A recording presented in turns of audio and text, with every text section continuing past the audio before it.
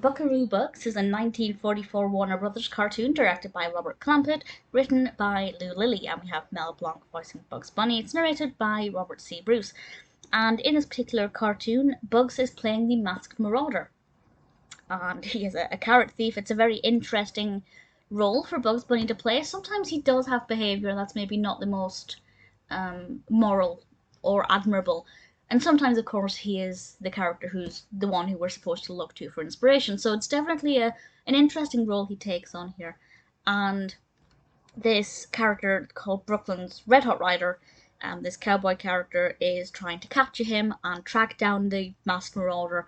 And of course, Bugs Bunny is doing everything he can to convince this person he isn't the masked marauder. The narrative was interesting enough. I wasn't really emotionally invested in it in the way that I am with some cartoons. You know, there are some where I think, how are they going to resolve this? How could Bugs possibly get out of this situation? I didn't feel that level of excitement with it, but I was interested enough. The cowboy character wasn't that interesting, to be honest. I didn't think he was that engaging. I did really like the design of him. I'm not really a fan of how he was animated. I just don't really like his face, which sounds quite mean, but there's just something about the way he's been animated that just didn't gel with me. It's not bad, it is consistent, he's well edited, his movements are good, but I just wasn't a fan. But the horse, I loved his horse. I thought his horse was very effective.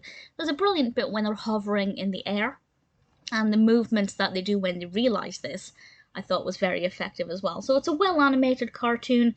The narrative is interesting enough. Certainly Bugs' character is very interesting. I was curious enough to keep watching it to see what happened, but it's certainly not one of my favourites.